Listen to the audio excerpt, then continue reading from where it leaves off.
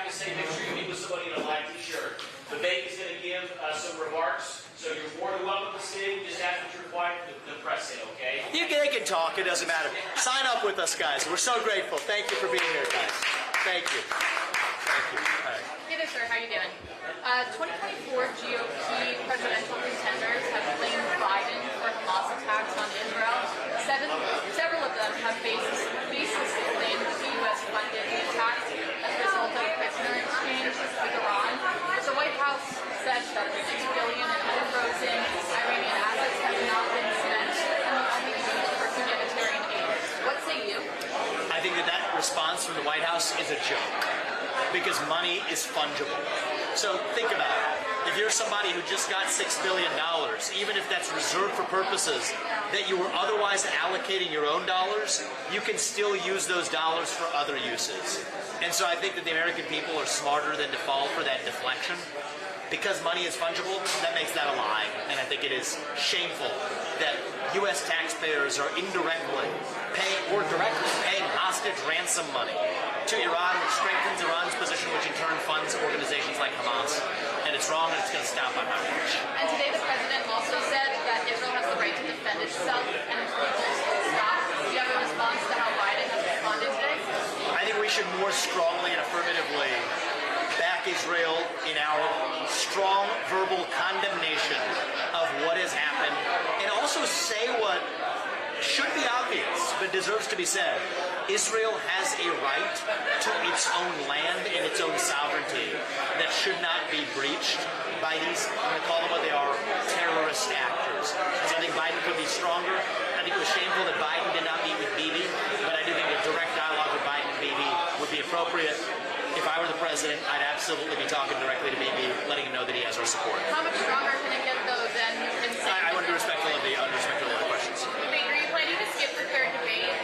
We're taking a look at what's going to best foster debate in our party. I think the second debate was totally useless. I do not think it served the voters well. And so I'm looking at how are we going to be able to best inform voters and communicate with voters. I'm qualified for it. And so I'm certainly qualified and looking forward to the next productive debate that we have amongst candidates in the GOP that serve voters.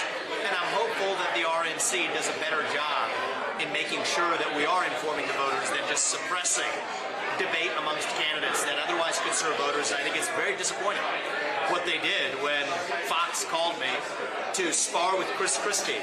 I deeply disagree with that man. We have deep disagreements on a lot of things.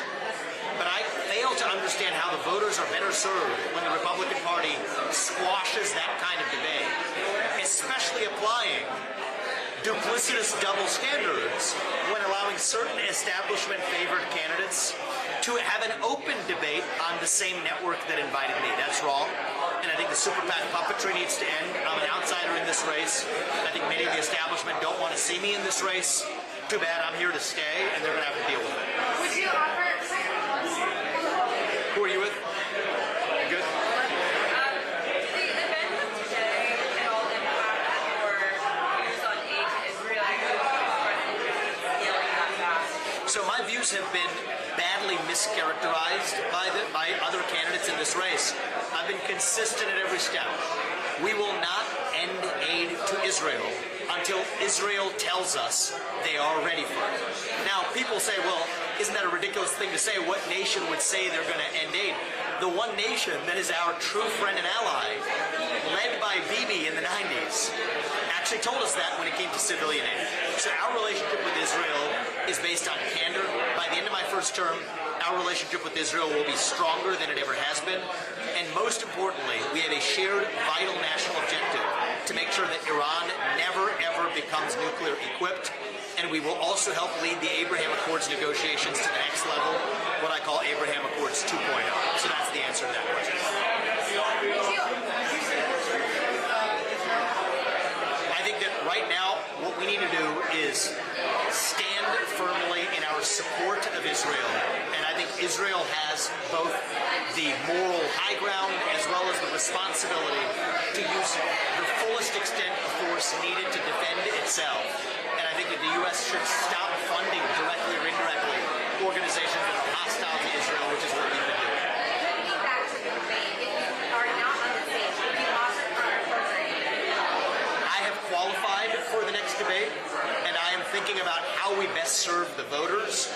advancing more free speech and open debate in our party, not suppressing it. And I'm keeping a very open mind as to the best way to advance those goals.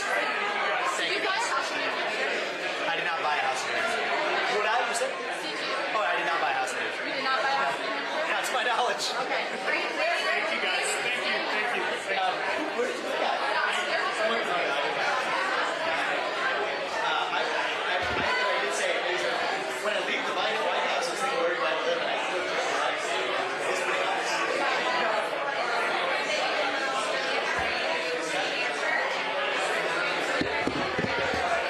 There was a rumor, and I said it in an earlier, I think you might have been there, where I quipped that if we had to figure out where we're going to live after the White House, and we were traveling along that northern beauty, and I will tell you, New Hampshire would be one of the places we'd consider living the rest of life post-White House. I'll still be a young person, but no plans to leave Ohio anytime soon, until we're moving to the White House. We got another